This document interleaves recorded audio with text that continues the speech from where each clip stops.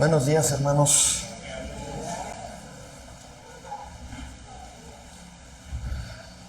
Vamos a ver cómo nos organizamos. Cada iglesia tiene un púlpito un poco diferente, entonces hay que ver cómo nos ajustamos aquí. Hermanos, es un gusto volver a visitarlos. Nos gozamos en que Dios sigue edificando la iglesia de Querétaro.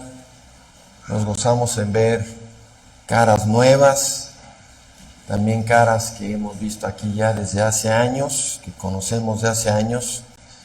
Reciban un saludo, hermanos, de la iglesia de Sándalo en México.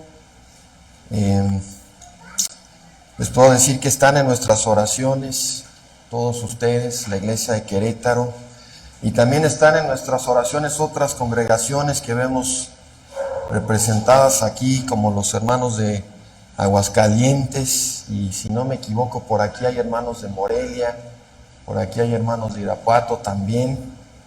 Ya tendremos oportunidad al rato de saludarnos.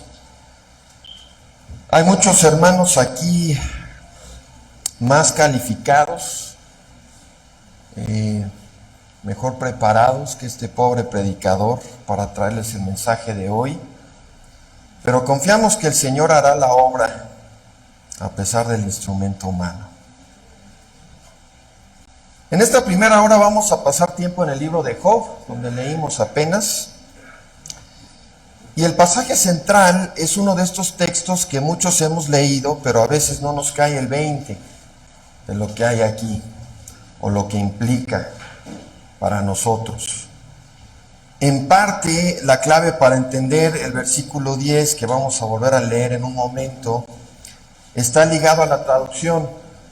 Como van a ver, este versículo nos exige consultar distintas traducciones al español para ver toda la riqueza del original.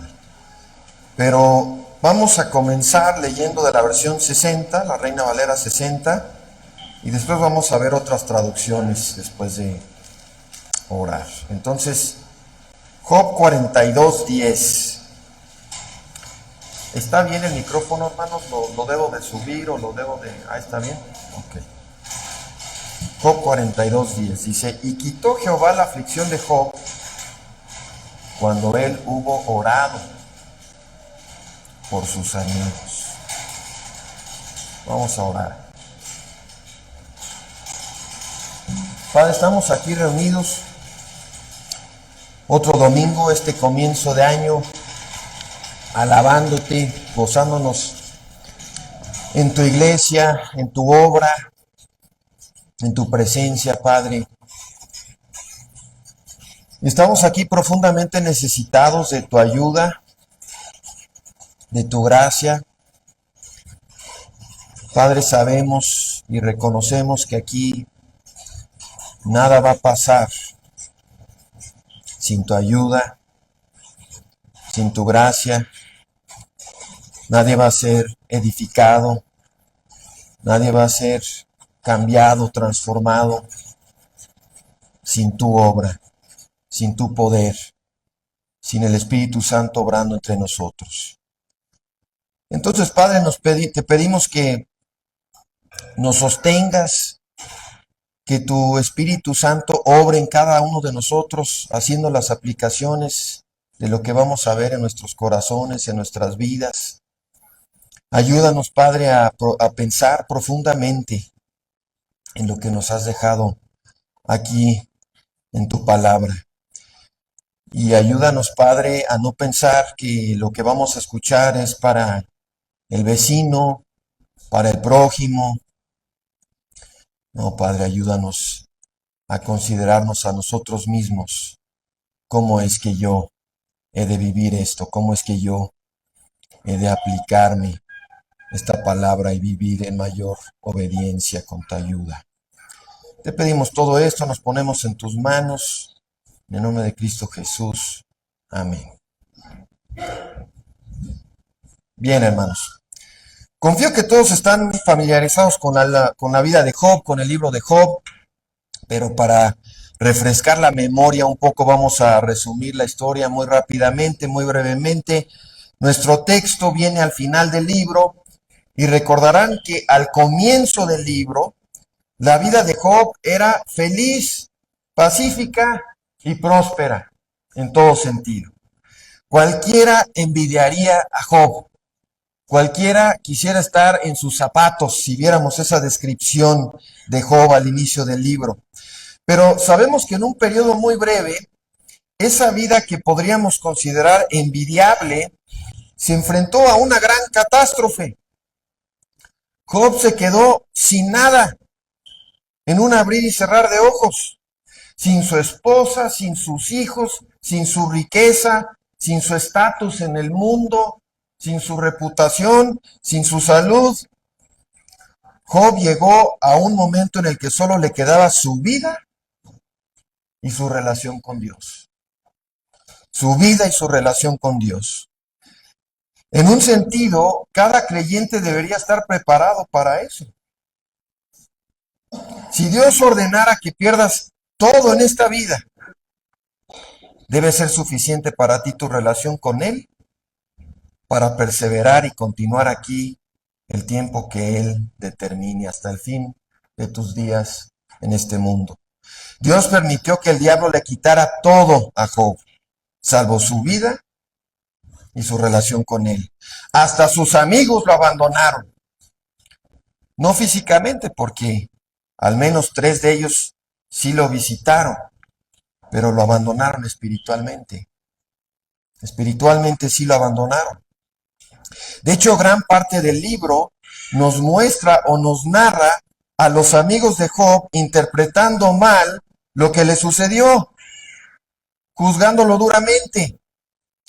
Ahora, nuestro pasaje inicial viene ya al final, ya después de todo eso. Y les quiero dar algunas de las traducciones alternas de este versículo 10, capítulo 42. Ya leímos la versión 60 que dice que Jehová quitó la aflicción de Job cuando él hubo orado por sus amigos. La versión antigua, la 1909, dice, y mudó Jehová la aflicción de Job, orando él por sus amigos. La versión actualizada dice, Jehová restauró a Job cuando él oraba por sus amigos.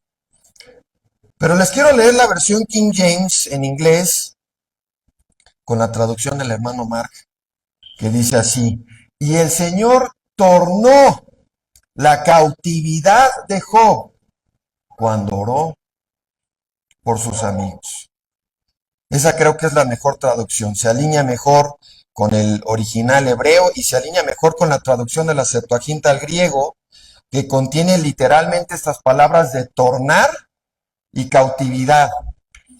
El texto nos indica que Job estuvo preso en su tribulación, cautivo en la prueba, hasta que oró por sus amigos. Y sabemos que todo lo que enfrentó Job fue con el permiso del Señor. No se acabó la soberanía de Dios, todo lo que enfrentó Job fue con el permiso del Señor. Ocurrió bajo su soberanía y su providencia. En las palabras de este versículo, Dios permitió que Job estuviera cautivo en manos del enemigo por un tiempo. Dios le dio permiso al diablo de mantener a Job como su prisionero, encadenado como su prisionero. Y en medio de esta tremenda prueba que vivió Job, lo visitaron sus amigos, en teoría, para ayudarlo, en teoría para fortalecerlo en Dios, como hizo Jonatán con David en 1 Samuel, ¿se acuerdan, no? Ahí viene esa frase de que Jonatán fue para fortalecer a David en Dios, para animarlo, para fortalecer su esperanza en Dios. Estos amigos de Job viajaron probablemente desde lejos, hicieron un esfuerzo para acompañarlo en su dolor. Hicieron un gran esfuerzo con lo que suponemos eran buenas intenciones. Pero cuando llegan, ¿qué pasa? En lugar de consolarlo, lo juzgan. En lugar de consolarlo y ayudarlo, pareciera que vinieron a atormentarlo más, a aumentar su carga, a ponérsela más difícil. Pareciera que solo vinieron a juzgar y a rematar al pobre Job. Repetidamente lo acusan de pecados ocultos. Vienen y le dicen, mira Job, la única explicación que tenemos para todo lo que te ha pasado es que estás escondiendo grandes pecados. Terribles pecados contra Dios son la única explicación viable para todo lo que te ha pasado. No sabemos exactamente cuáles sean. Tenemos algunas teorías, algunas especulaciones sobre qué pudieran ser, cuáles pudieran ser, pero de lo que estamos seguros es que tu pecado tiene que ser el detonante de todo esto, todo lo que estás viviendo. Básicamente le dicen, mira Job, hemos hecho el análisis de tu vida, hemos puesto tu vida en la balanza, hemos analizado toda la situación y hemos determinado que eres un hipócrita. Eso es lo que le vienen a decir. Por eso Dios te está juzgando. Y no se lo dicen una vez. No se atreven a decirle esto una sola vez. Se lo repiten una y otra y otra. Por una dirección y con un argumento y por otra dirección. Deja de engañarnos, Job. Deja de esconder tu pecado, Job. Ya dinos qué hiciste. Ya confiésate con nosotros. Pareciera que estos amigos de Job eran firmes creyentes del Evangelio de prosperidad. Todo nos indica que su teología estaba torcida en ese sentido. Por si creían que el Evangelio de prosperidad era algo nuevo, hermanos. En realidad es un error antiguo. La teología de estos hombres era: ¿tus circunstancias terrenales son favorables? Es porque Dios está agradado contigo. Es consecuencia directa de tu andar en santidad y tu obediencia. La fórmula en la que creían estos hombres era: circunstancias terrenales favorables igual a señal segura del favor de Dios. Esa era la fórmula en la que creían. Pero si tus circunstancias terrenales llegan a ser desfavorables, si estás pasando por pruebas y pérdidas, la única posible explicación es que andas en pecado y te has alejado de Dios. Y es impactante cuán errados estaban estos hombres, porque el libro de Job es el fundamento para demostrar exactamente lo contrario, hermanos. Con el libro de Job nos basta para desmentir la idea de que tus circunstancias como creyente tienen una relación directa con tu grado de santidad y fidelidad. No necesitamos nada más que el libro de Job para acabar con el Evangelio de prosperidad. En lo que muchos eruditos consideran como el libro más antiguo de la Biblia, Dios eliminó el fundamento de este evangelio falso. Y aún así, seguimos inundados y rodeados de este error en nuestros días. Y vean, hermanos, por si creen que, o por si creemos algunos de nosotros que estamos blindados contra este error. Sí, hermano, eso todos lo sabemos. Eso cualquiera lo sabe, ¿no? Cualquiera de los hermanos lo sabe. Pues, hermanos, por muy blindados que creamos estar contra este error, o por muy trivial que nos parezca, la realidad es que para todos es muy fácil asumir que algún hermano está en la prueba por consecuencia de su pecado. Es muy fácil para nosotros asumir esto. Es muy fácil asumir que todo es causa y efecto en la vida de otros. Le pasa algo a algún hermano y rápido asumimos que hay algo oculto atrás que está trayendo la prueba a su vida. Pero lo que tenemos que entender es que esto no es seguro. El libro de Job nos demuestra que no es seguro. Antes de su prueba, Dios mismo califica a Job como un hombre íntegro y recto. Un hombre íntegro, un hombre temeroso de Dios, y apartado del mal. No debemos apresurarnos a asumir que un hermano atribulado ha caído en pecado o se ha enfriado y Dios lo está disciplinando. Entonces, regresando a nuestro texto, Dios nos da el momento exacto en el que liberó a Job de su cautiverio bajo el ataque del diablo. Dios le había dado permiso al diablo de quitarle a Job todo salvo su vida, en Job 2:6.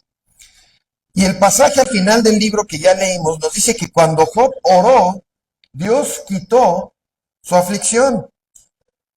En ese momento Dios tornó el cautiverio de Job. Y sabemos por la segunda mitad del pasaje que terminó mejor Job que como estaba al inicio del libro. Su vida al final fue mejor. Después de pasar por toda esta tormenta, leemos que Jehová aumentó al doble todas las cosas que Job había tenido. Todas las cosas que habían sido de Job. Solo Dios puede hacer algo así.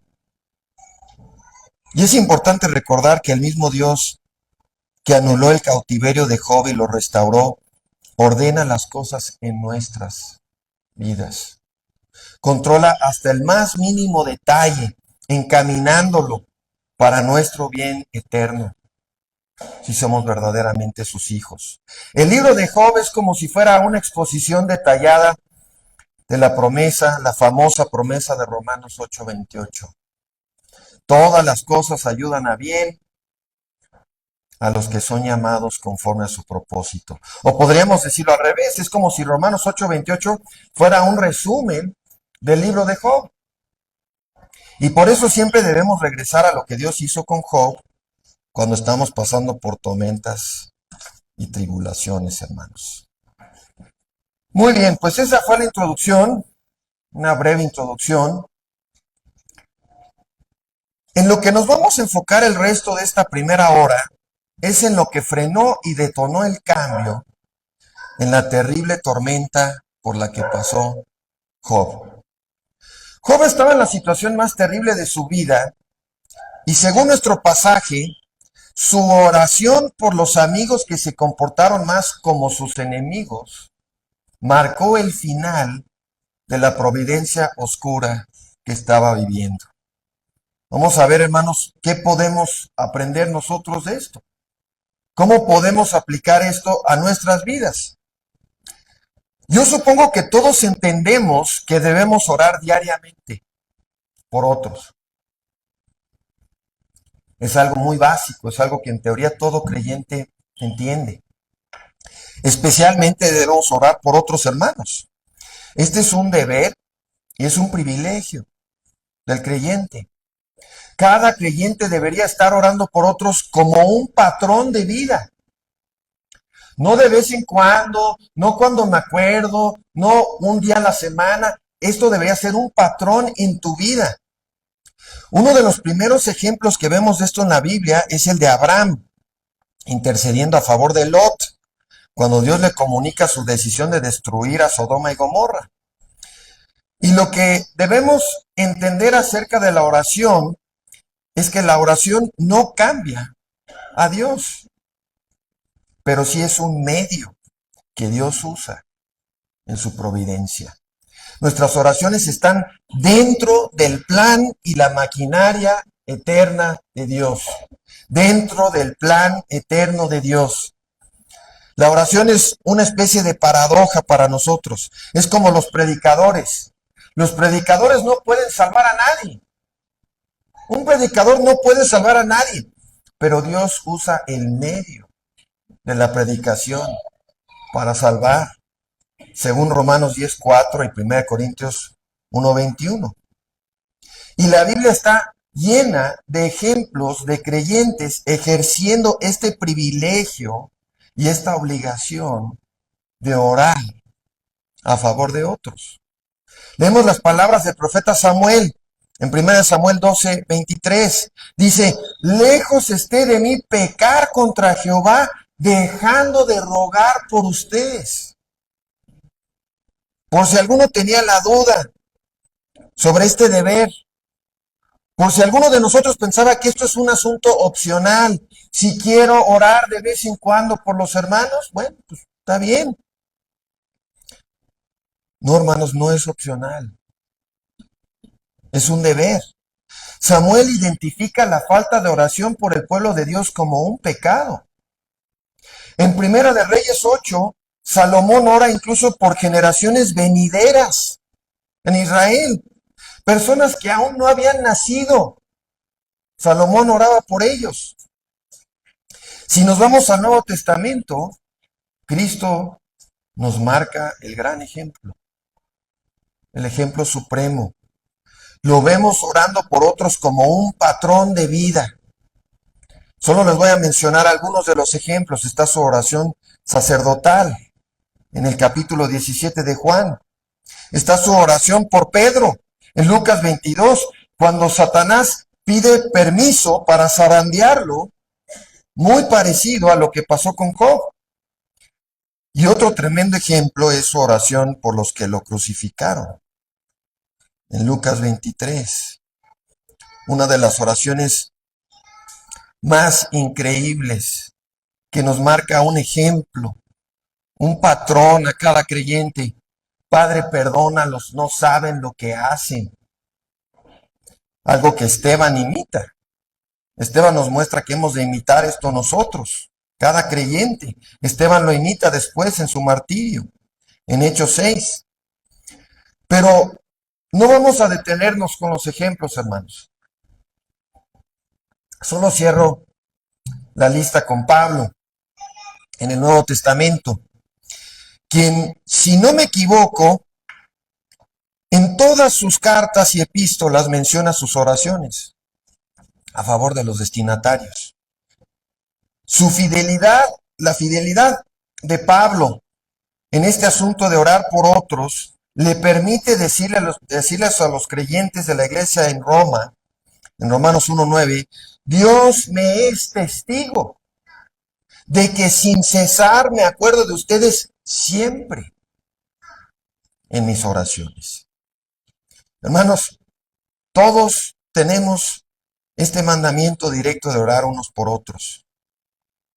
Según Santiago 5:16, este es un mandamiento, es un deber y es un privilegio. Así lo debemos de ver. Los creyentes tenemos el privilegio de interceder por otros ante el Dios del universo. Cuando Job oró por sus amigos, a pesar de todo el mal y todo el dolor que le causaron, a pesar de que asumieron lo peor sobre él, oró a favor de ellos.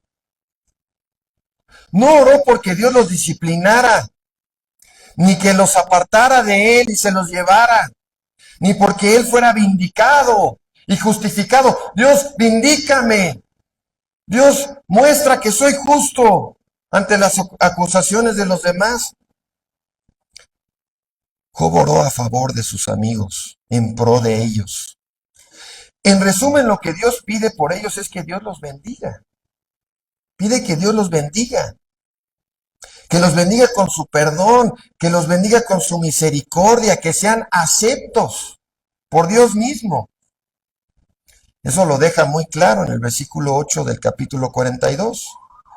Dios, ¿qué les dice a estos tres amigos de Job? Les dice, vayan a mi siervo Job y ofrezcan holocausto por ustedes. Entonces mi siervo Job orará por ustedes, porque a él atenderé para no tratarles con afrenta. Otras traducciones dicen, para no hacer con ustedes conforme a su insensatez, porque no han hablado lo recto acerca de mí, como mi siervo Job. Dios dice, ¿saben qué? Elifaz, Bildad, Zofar, Job va a pedir que yo los perdone. Job va a interceder por ustedes pidiendo que yo les muestre misericordia. Después de su pecado, en juzgarlo tan duramente, después de todas sus palabras necias asumiendo que saben mejor que yo lo que estoy haciendo, ¿y por qué le ha pasado todo esto a Job? A ustedes no los voy a escuchar. Pero si Job ora por ustedes, a él sí lo escucharé. Y de nuevo, la oración de Job no fue pidiendo castigo, no fue pidiendo disciplina, fue pidiendo perdón, misericordia, aceptación, bendición. Hay un relato de Spurgeon donde menciona que alguien le dijo que iba a orar por él, pero en un tono de amenaza. Tenía una persona que estaba enojada con él, le dijo: hermano Spurgeon, voy a estar orando por usted. Y dice Spurgeon que sabía que esas oraciones no iban a ser a favor de él, sino en su contra. Pero vean, eso no fue lo que hizo Job. Motivos no le faltaban para orar en contra de estos tres, pero oró a su favor. Y ese es el ejemplo que debemos seguir. Y eso nos trae a nuestro siguiente punto. Hermanos, nos hace mucho bien, a nosotros nos hace mucho bien interceder por otros. La oración a favor de otros es un medio de bendición para nosotros mismos.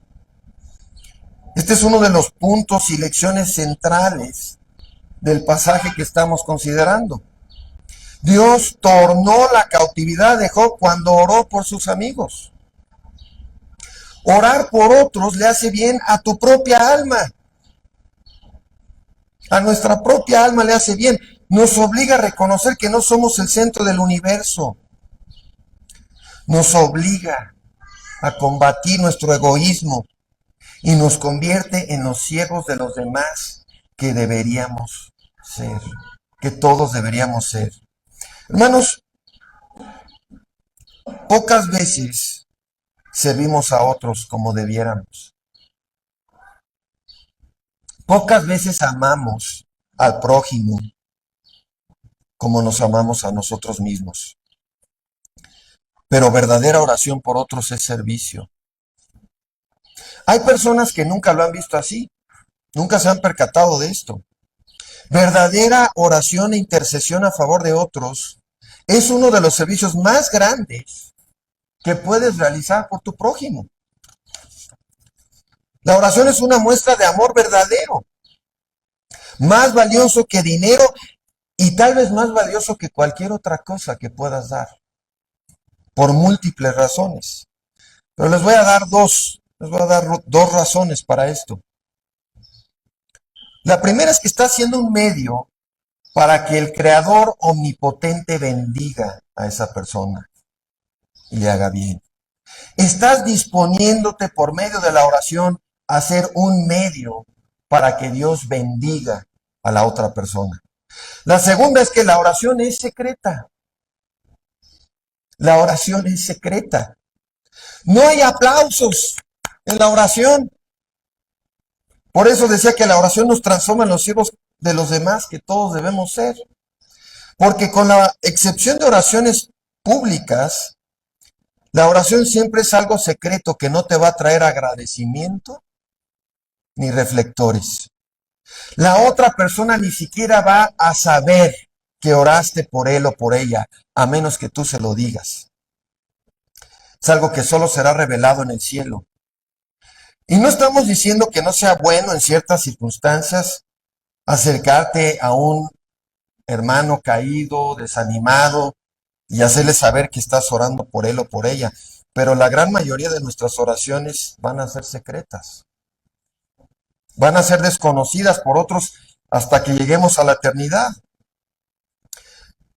Vean, apunten esto, hermanos. Muchas esposas y muchos esposos en la eternidad por fin se van a dar cuenta cuánto su pareja los amaba cuando sea revelada su vida de oración ante el universo, ante el mundo. Muchos hijos que vivieron convencidos de que sus papás no los amaban, porque no los dejaban hacer lo que querían, porque los disciplinaban, van a quedar con nada que decir en contra de sus padres cuando vean cómo oraron por ellos, día tras día, año tras año. Muchos enemigos inconversos, muchas personas convencidas de que nadie los ama. Van a quedar asombrados por cuánto el pastor o cuánto otros hermanos oraron por ellos. Muchos enemigos van a quedar humillados con sus bocas tapadas por cómo un creyente oró por ellos. Pero de nuevo, el primer beneficiado de la oración es la persona que oró. Nuestro pasaje nos da a entender que Job permaneció cautivo en la prueba que Dios ordenó para él, encadenado espiritualmente hasta el momento en el que oró por los amigos que lo acusaron y lo juzgaron y lo trataron con tan poco amor. Esos tres amigos, sin duda, necesitaban oración. Sin duda necesitaban oración. Estaban profundamente necesitados de que alguien orara por ellos. Eso está clarísimo. Pero los beneficiados fueron todos. Job y sus amigos también. El enojo, la frustración, tal vez hasta el odio que había en el corazón de Job por los que le hicieron tanto mal. Por esos que se decían llamar sus amigos. Fue como una cadena que lo mantenía atado a la prueba.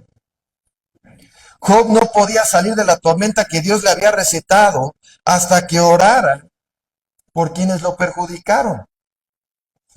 Esa fue como la cumbre de su prueba, el último paso que Dios quería que diera. Y cuando lo hizo, leemos que inmediatamente Job aceptó la oración de Job en 42:9. ¿Podía Job aferrarse a su rencor o su enojo contra Elifaz, Bildad y Zofar mientras oraba por ellos? Mientras intercedía pidiendo que Dios los perdonara y los aceptara. Podía estar pensando, ¡ay, ese Zofar! ¡Ese Bildad! ¿Cómo me trataron así? Me las van a pagar. Pero Dios, perdónalo. No, pues no. Claro que no, hermanos. La verdadera oración, y les pido, hermanos, que para hacer la aplicación de esto, ustedes tienen que ir a sus casas o al rato orar por esas personas en sus vidas, sus enemigos, los que les han hecho mal, contra los que están resentidos. La verdadera oración es incompatible con esto. No puedes estar pecando contra alguien, aferrándote a malos deseos en su contra, mientras verdaderamente oras pidiendo que Dios los bendiga y los libre y los perdone. La oración a favor de otros es una gran cura, un gran antídoto para los pecados de rencor, envidia, enojo pecaminoso, falta de paciencia, odio, etcétera, etcétera, etcétera. Si tú tienes a alguien en tu vida que cada vez que te acuerdas de su nombre, ¡oh! No, ahorita no puedo pensar en esa persona, ¿no? Te vienen las escenas de lo que te hizo, de cómo te trató, del enojo, como si te dieran un gancho al hígado. ¡Oh! No, espérame tantito. No quiero pensar en ese cuate, no quiero pensar en esa hermana. Si esto nunca lo han experimentado, los invito a que lo comprueben. Si ustedes sienten que no pueden perdonar a alguien, que no se merece el perdón, que merece el castigo de Dios, que merece la disciplina de Dios, pónganse a orar, que Dios bendiga a esa persona. No como el que le dijo después, voy a estar orando por ti. No, esa no es verdadera oración. Esa no es verdadera oración. Tú no puedes aferrarte a tu odio o tu enojo o tu rencor en contra de alguien mientras verdaderamente pides que Dios bendiga a esa persona. Son cosas mutuamente exclusivas. Es como llenar de luz un espacio vacío. O hay luz o hay oscuridad. Si este lugar fuera un lugar cerrado sin luces, o hay luz o hay oscuridad, no pueden estar las dos cosas. No puedes estar orando por una persona en verdad de corazón y estar aferrándote a ese odio y ese rencor y quiero vengarme. No, no puede ser. Esta es la gran cura. La oración de Job por sus amigos, vean esto. La oración de Job por sus amigos sanó las heridas que ellos mismos le causaron a Job. Entonces, hermano, hermana, ¿no será que tú sigues con heridas abiertas, cautivo en alguna prueba, porque no has orado por las personas que te hicieron daño? ¿No será que te estás negando a perdonar a alguien y por lo tanto sigues encadenado a pruebas, a tribulaciones? El mandamiento que tenemos en el Sermón del Monte es para nuestro propio bien. Lo voy a leer rápidamente. Todos lo conocemos, han oído que fue dicho, amarás a tu prójimo y aborrecerás a tu enemigo. Pero yo les digo, amen a sus enemigos, bendigan a los que los maldicen, hagan bien a los que los aborrecen y oren por los que los ultrajan y los persiguen.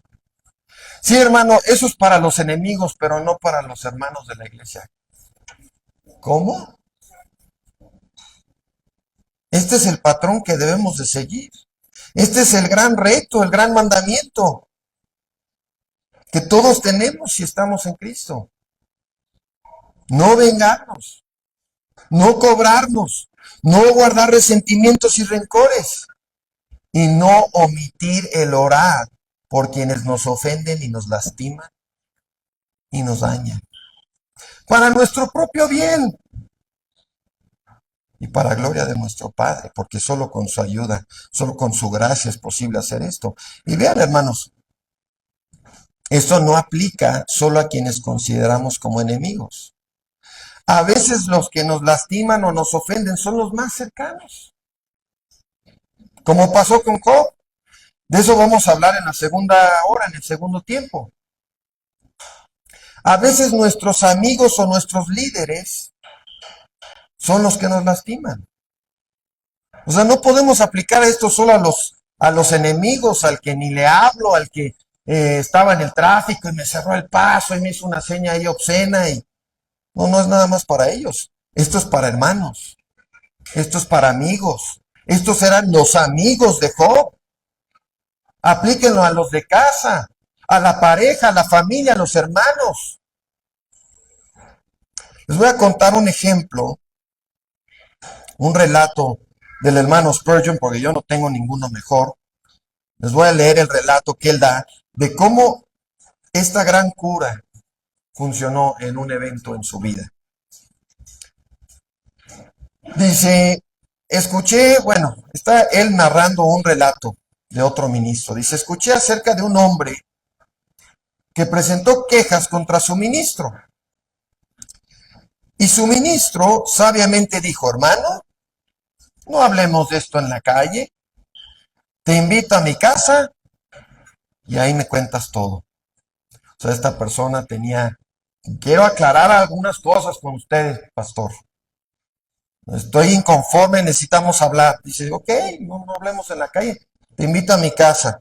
Así que el hombre fue y el pastor le dijo, querido hermano, confío que lo que me quieres decir me será de gran bendición. Sin duda tengo mis imperfecciones como cualquier otro hombre. Y espero nunca negarme a que se me señalen. Pero para que lo que me vas a decir me bendiga, arrodillémonos primero y oremos juntos. Así que nuestro amigo conflictivo oró primero. Se arrodillaron y el que tenía las acusaciones oró primero. Y el ministro oró después, ambos brevemente. Y cuando se levantaron, dijo el ministro, ahora hermano, estoy listo. Ya me pongo de tiro al blanco. Ya, dime, ambos estamos preparados. Dime cuáles son tus quejas contra mí. Entonces el hombre se sonrojó, tartamudeó y por fin dijo que nada tenía que señalarle, sino más bien había detectado una falta en sí mismo. Me he olvidado de orar por usted, pastor. Y por supuesto que no puedo esperar que Dios me alimente a mí, que alimente mi alma por medio de usted, mientras yo descuido mencionarle ante el trono de gracia. Ese es el relato, tremendo ejemplo de nuestro tema. Y agrego el comentario de Spurgeon. Hermanos, si se ejercitan mucho suplicando por sus compañeros peregrinos, perdonarán sus malas actitudes y pasarán por alto sus tropiezos, reconociendo que ustedes también pueden tropezar y fallar, cubrirán las faltas de sus hermanos y tendrán paciencia con sus debilidades. Hasta ahí la cita del hermano Spurgeon. Este hombre del ejemplo, cuando el pastor lo invitó a su casa, seguro ya se estaba saboreando el momento, ¿no? No, hombre, por fin me va a dar audiencia y le voy a contar. Voy a descargar toda esta lista de cosas. Ya tenía su discurso listo, hasta apuntó, le voy a decir que esto, le voy a decir que aquello, y la vez que sucedió esto. Tenía toda su lista de observaciones y correcciones y exhortaciones. Pero orar por su pastor desarmó todo eso. Se quedó sin palabras. Desactivó la bomba que estaba 10, 9, 8, 7. Desactivó la bomba que estaba con cuenta regresiva en su propio corazón. La oración nos cambia a nosotros. No cambia a Dios, nos cambia a nosotros. La oración nos beneficia a nosotros tanto como beneficia a otros. Entonces, retomando el hilo, el ejemplo de Job acaba con todas las excusas que pudiéramos tener para no orar por otros. Sean amigos, sean enemigos, o sean hermanos en la fe. Si Job pudo orar por Elifaz, Bildad y Zofar, habiendo hecho lo que le hicieron, estando Job en las circunstancias que estuvo, entonces nosotros podemos orar por los Elifaces y los Zofares en nuestras vidas. Y estoy asumiendo, por causa del tiempo, hermanos, si hubiera venido el hermano Tomás, hubiera tomado una hora para repasar toda la historia de Job, pero el hermano Mark no tiene tanta gasolina para hacer eso, ¿no? Pero si ustedes no se acuerdan de cómo fue la interacción de Job con sus amigos en el libro de Job, vayan y lean el libro de Job. Lo tratan de una manera terrible. Lo rematan, ya está así en el piso, llegan y lo rematan a patadas, casi. Es algo terrible. Si no lo recuerdan, vayan a refrescarlo. Entonces, si Job pudo hacer esto con la ayuda y la gracia de Dios, ¿alguno de nosotros se atreverá a pensar que tiene motivos más grandes que los de Job para no cumplir con esto en nuestras vidas? ¿Será que tenemos excusas más válidas que las que tuvo Job para no orar por nuestros amigos? Job pudo haber dicho, no, ya no hay esperanza para estos. Están más allá de la oración. Así tendemos a pensar nosotros, ¿no? ¿Qué va a ser la oración? Yo soy el agraviado. ¿Cómo voy a orar por esta persona?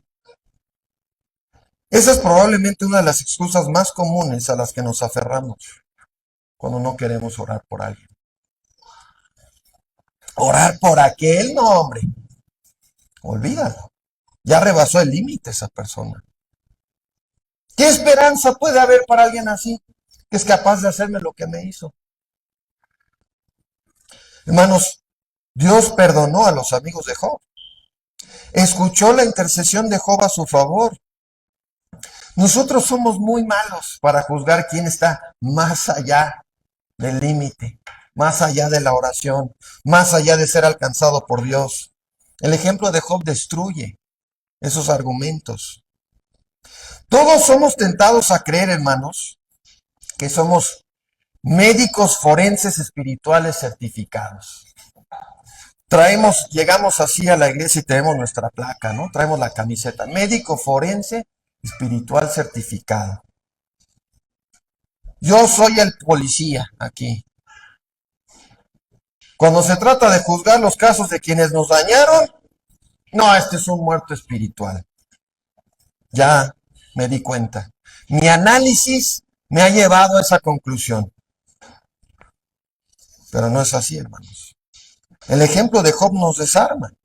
Job pudo haber dicho, ok, Job, ve y ora por tus amigos, ok, voy a orar por esos tres cuando ellos se arrepientan. Primero que se arrepientan y luego vemos. Empiezo a ver lo del orar por ellos. Cuando muestren frutos dignos de arrepentimiento. Yo soy el agraviado aquí. Cuando yo veo evidencia de corazones contritos, humildad, arrepentimiento en ellos, bueno, entonces sí voy a poder orar por ellos. Eso no es lo que hizo Job, ni lo que Dios le ordenó que hiciera tampoco. Hermanos, este es un tema y un texto que revela nuestro corazón. ¿Dónde estamos nosotros? ¿Qué es lo que hay en nuestro corazón? Nos obliga a examinar nuestros motivos y nuestra actitud al nivel más profundo. ¿Cuáles son las justificaciones que me vendo para no orar por mis enemigos? ¿O por quienes me caen mal? ¿O por quienes me roban los reflectores? ¿O me lastiman? ¿O por quienes juzgo duramente? Es que yo llevo años siendo alguien en la iglesia. Eso es lo que pasa a veces, ¿no, hermanos? Yo llevo años siendo el número 2 en la iglesia. Y esta persona llegó y me quitó los reflectores, me quitó mi lugar, mi puesto. Oye, hermano, ¿dónde en la palabra dice eso de que el número 2, de qué estás hablando? ¿Dónde está eso? No, es que me lo he ganado. Es que tantos años, es que todo lo que he hecho. Llevo años y llegó este cuate. No me acuerdo, ni me acuerdo, apenas me aprendí su nombre. Me anda quitando los reflectores. No, yo soy alguien en la iglesia. Esos argumentos que tienes para no orar y no perdonar son válidos a la luz de la palabra. Y algunos piensan, no, es que hermano, lo que estás diciendo es imposible. Es imposible. ¿Cómo voy a pedir la bendición de Dios por esa persona? Déjame te cuento. No, es que tú no entiendes realmente lo que sucedió aquí. Déjame contártelo con lujo de detalle. Tú no lo entiendes. Lo que te hicieron a ti es peor que lo que le hicieron los amigos de Job a él. No creo. Y aunque lo fuera, ¿qué motivó a Job? ¿Cómo lo logró él? Lo primero que lo motivó y lo primero que lo ayudó fue Dios mismo. Dios mismo. No estás solo en esa batalla. No estás solo en esa lucha, creyente. Si tú tienes una o más personas en tu vida que crees que es imposible amar, e imposible perdonar, e imposible pedir la bendición de Dios por ellos, Dios nos muestra que con su ayuda es posible. Uno de los puntos que seguramente entendió y reconoció Job es que si no fuera por la gracia de Dios, los papeles estarían al revés. Los papeles estarían invertidos. Él sería el ofensor y su prójimo el ofendido.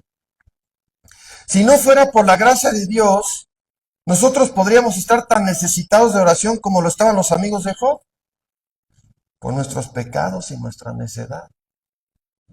Somos más que capaces de ser esos pecadores necesitados de oración, cada uno de nosotros. Muchas veces lo hemos sido. Pero esto está muy lejos de la autoimagen que solemos vendernos, ¿no, hermanos? Nuestra soberbia Es el gran obstáculo. Vean, hermanos, los amigos de Job creían estar pecando gravemente contra él. No, creían que le estaban haciendo un bien. Job, murieron tus hijos, perdiste tus bienes y tu salud. Todo por tus pecados ocultos y tu hipocresía. Lo remataron, acabaron con él. Y eran creyentes. Hermano, tú debes orar por otros cuando te maltratan y te hacen daño, porque muy fácilmente podrían estar al revés las cosas. Podría ser tú el que está maltratando, el que está haciendo daño. Hace 2 o 3 años, Paulina y yo dejamos estacionado el coche afuera de un salón de eventos. Creíamos que estaba seguro el carro, pero cuando llegó la hora de regresar a casa, llegamos, nos subimos al coche y nada, ni sonaba, ¿no? Ni siquiera cuando está baja la pila, no, pues nada, no sonaba. En un abrir y cerrar de ojos nos habían abierto el cofre y nos robaron la computadora del carro. Es una debilidad que tiene ese modelo. Por cierto, ya vendimos el coche, pero bueno, ya nos deshicimos del carro. Pero es una debilidad que tiene ese modelo, muy fácil de abrirlo. Si ustedes buscan en internet, literalmente llegan en 20 segundos, así abajo de la llanta, jalan el cable, se abre el cofre, traen sus cortadores y ¡pum! Se llevaron tu computadora y te dejaron con un desastre. En 20 segundos, ni siquiera 30 segundos les toma robarte esa parte de ese coche en ese modelo, ¿no? Entonces tuvimos que llevarnos el coche a la casa en grúa. Estábamos un poco tristes por la pérdida, por la dificultad de repararlo. El tema ahí es que la reparación es incluso más complicada que el costo en sí de la pieza. Pero llegando a la casa en la noche, nos vino a la mente una cita que habíamos visto, que nos compartió una hermana de Matthew Henry, y es una cita que él dio un día que lo asaltaron y le robaron su cartera. Y dijo lo siguiente: debo agradecer primero que nunca antes me haya robado quien me robó hoy. Segundo, que aunque me quitó la cartera, no me quitó la vida. Tercero, que aunque tomó todo lo que tenía, no era mucho. Decía, no, traía unos 100 pesos en la cartera, no era mucho. Pero vean el cuarto, que fui yo a quien le robaron y no yo quien robó. Lo mismo va para Job orando por sus amigos, hermanos.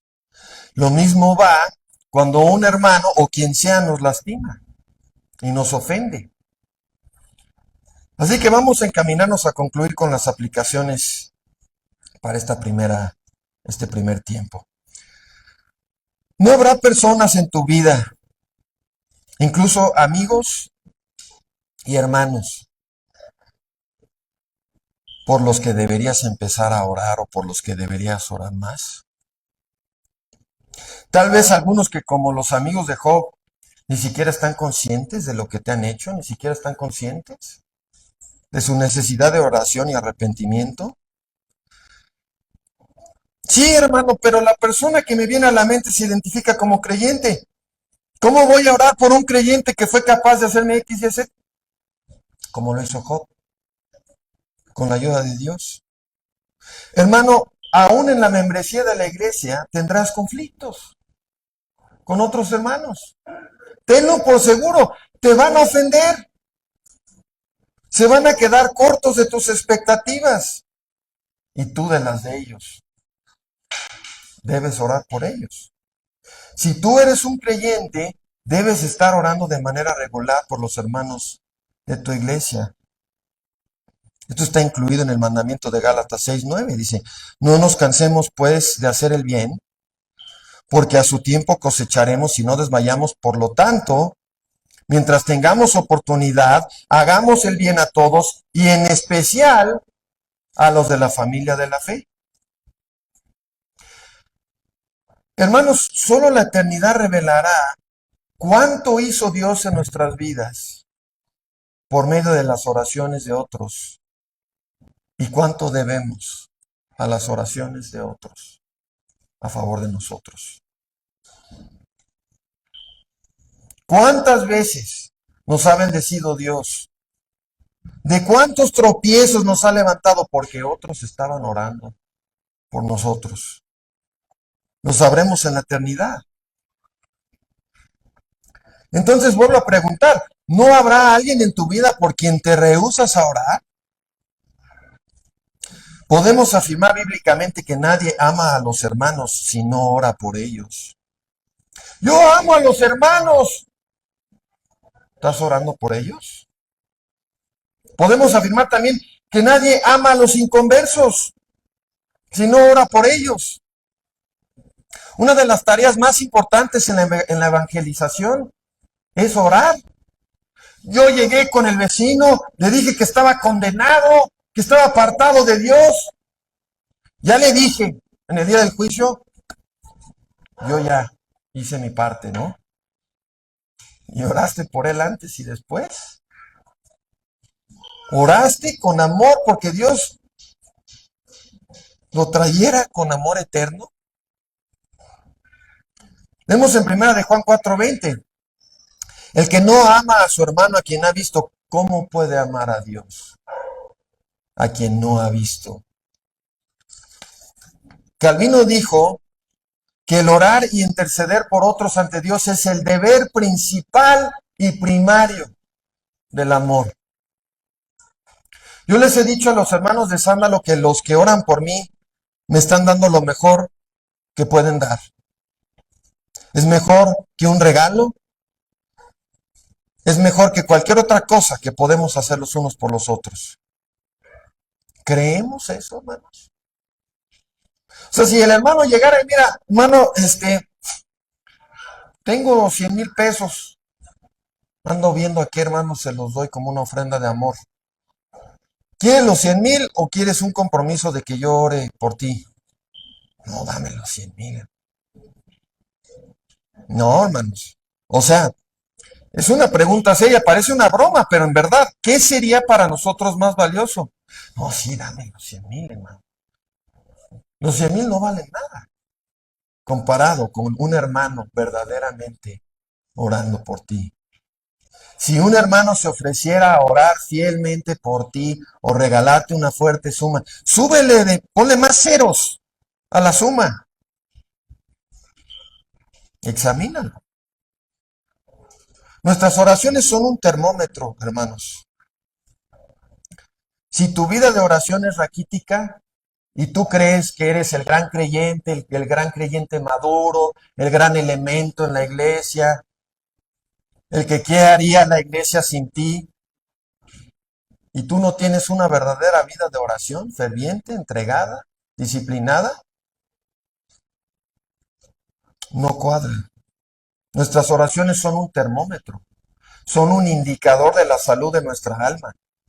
Si Job se hubiera negado a orar por sus amigos, habríamos tenido que concluir que él estaba peor o igual que sus amigos. Si oramos solo por nosotros mismos, solo por los que nos tratan bien, solo por los que nos caen bien, nos falta amor. Nos falta amor. Hay mucho que es digno de imitar en la vida de Job, mucho que impresiona en su ejemplo, su santidad, confirmada por Dios mismo en el capítulo 1, su paciencia, su fe, su entendimiento espiritual. La lista es larga de cosas que hay que admirar en él. Pero probablemente lo más admirable, lo más digno de imitar es su oración por esos 3 amigos que tanto mal le hicieron, que tanto lo lastimaron. Y Cristo es nuestro ejemplo supremo al interceder por otros. Job es una sombra de Cristo, es un imitador de Cristo. Hay un viejo escritor que dice, nunca vemos a Job más glorioso que cuando lo encontramos sentado en ceniza. Así describe la Biblia a Job, sentado en un montículo de ceniza. Algunas versiones dicen de estiércol. Nunca vemos a Job más glorioso que cuando lo vemos sentado en ceniza orando a favor de sus 3 amigos. Joseph Carroll. Lo mismo se puede decir de nosotros, hermanos, cuando oramos por aquellos quienes tal vez serían los últimos en nuestra lista. Aquellos que se dicen amigos o se dicen hermanos, pero se han comportado como enemigos. No hay ninguna forma de parecernos más a Cristo el mediador que haciendo esto.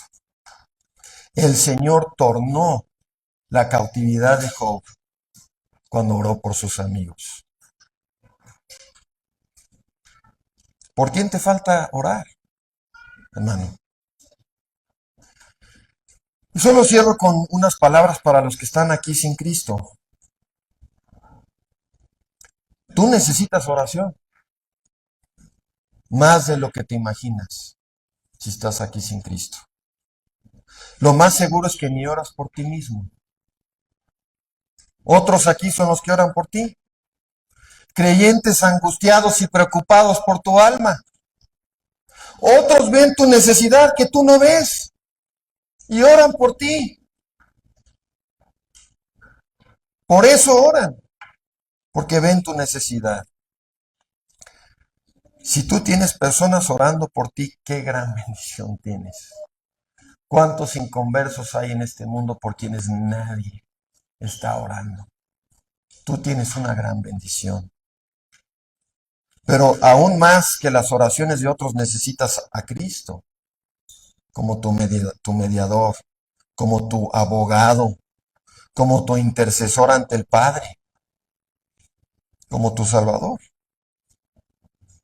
¿Hasta cuándo seguirás sin acudir a Él? ¿Hasta cuándo? ¿Hasta que sea demasiado tarde? Vamos a orar.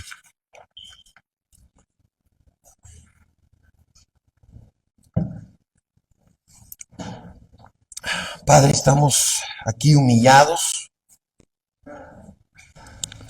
Reconocemos, Padre, cuántas veces hemos frenado nuestras oraciones. Hemos dejado de orar por personas que nos han ofendido, que han pecado contra nosotros. Personas que consideramos nuestros enemigos, que consideramos que nos han hecho mal. Padre, te pedimos para que podamos con tu gracia poner por obra esto. Es verdaderamente más allá de nuestras fuerzas. Hay personas en nuestras vidas que cuando las recordamos nos pueden llenar de enojo, de rencor, de tristeza. Pero tú nos marcas este gran ejemplo en Cristo orando por los que lo crucificaron. En Job orando por sus 3 amigos. Te pedimos por esta iglesia de Querétaro, Padre.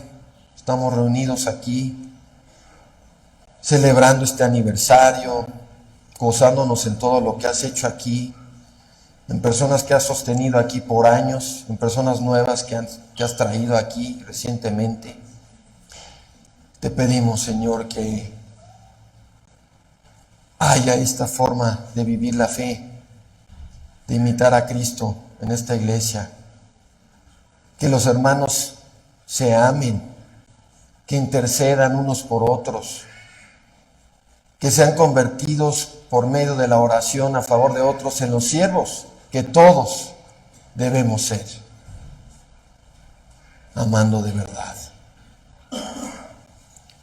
Te pedimos, Señor, que tú hagas la obra entre nosotros, que esta no sea simplemente una predicación acerca de la oración, que alguien aquí diga, no, hemos escuchado acerca de la oración tantas veces, pensábamos que iba a haber un tema más importante. Padre, que ninguno de nosotros tenga en poco lo que tú nos has mandado a hacer en nuestras vidas por medio de la oración. Te pedimos que tú obres entre nosotros. En nombre de Cristo Jesús. Amén.